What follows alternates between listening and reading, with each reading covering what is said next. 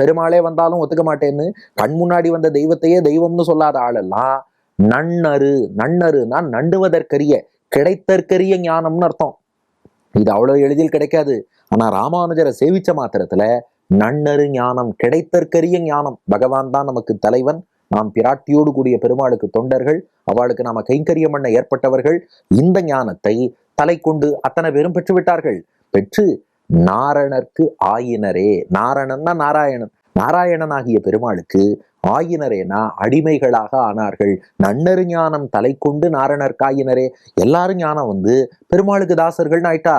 இந்த விந்தை எப்படி புரியவே இல்லையேங்கிறார் திருவரங்க தமுதனார். ஏன்னா பெருமாளே வந்து இவ்வளவு தூரம் நான் தாண்டா பெரியவன் ஒத்துக்கோன்னு சொன்னா, நான் உன்னை மனிதனாகத்தான் பார்ப்பேன், நீ பெரியவன்னு ஒத்துக்க மாட்டேன்னு சொன்னவெல்லாம் ராமானுஜர் வந்து சொன்ன மாத்திரத்துல அடுத்த நிமிஷம் எல்லாரும், அவர் சொல்லக்கூட இல்லை, அப்படி நின்னார். உடனே எல்லாரும் ஆகா நாங்கள்லாம் நாராயணனுக்கு அடியவர்கள்னு ஆயிட்டாளே, இது எப்படி? இதே கேள்விய திருக்குறுங்குடி நம்பி, அந்த கோவில்ல உள்ள பெருமாள், இன்னைக்கும் திருக்குறுங்குடிங்கிற திவ்யதேசம், அங்கே உள்ள பெருமாள் ராமானுஜர்கிட்ட இதே கேள்வி கேட்டாராம். என்னன்னா, நான் எத்தனையோ அவதாரம் எடுத்து மக்களை திருத்தணும்னு பார்த்தேன், என்னால திருத்த முடியல. ராமானுஜரே, நீங்கள் எப்படி ஒரு நொடியில மக்களை எல்லாம் திருத்தினீர்கள், திருத்தி எனக்கு அடியார்களாக ஆக்கினீர்கள்.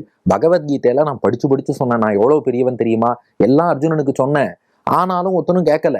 ஆனால் நீங்கள் உபதேசம் பண்ணும்போது எல்லாரும் கேட்கிறாளே, அது எப்படி? அந்த டெக்னிக்கை கொஞ்சம் எனக்கு சொல்லிக் கொடுக்க முடியுமான்னு கேட்டாராம் பெருமாள். ராமானுஜர் சொன்னாராம், பெருமாள் விளையாடுகிறார், லீலை புரிகிறார்னு ராமானுஜருக்கும் புரிஞ்சுடுத்து.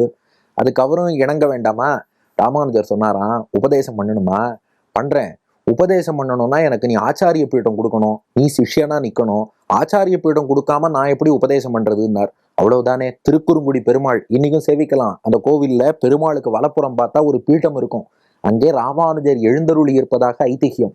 ஆச்சாரிய பீட்டத்துல ராமானுஜரை அமர்த்திட்டு பெருமாள் கீழே நின்றுண்டு, அடியன் உங்களுடைய சிஷ்யன், உபதேசம் பண்ணுங்கோன்னார். ராமானுஜர் பெருமாளுக்கு, தன் சிஷ்யனான பெருமாளுக்கு 8 எழுத்து மந்திரத்தை வேற காதுல உபதேசம் பண்ணி, அதுக்கப்புறம் ராமானுஜர் சொன்னாராம், அது ஒன்றும் பெரிய கம்பசூத்திர வேலையெல்லாம் இல்லை, ரொம்ப சின்ன விஷயம்தான். பெருமாளே, நீ அவதாரம் பண்ணி உபதேசம் பண்ணியே, என்ன உபதேசம் பண்ண? நாம் பெரியவன், நாம் பெரியவன், நாம் பெரியவன் என்ன வணங்குன்னு. நீ அப்படித்தான் சொல்லி ஆகணும், வேற வழி கிடையாது. நீ தான் பெரியவன், அதனால அந்த உண்மையைத்தான் சொன்ன.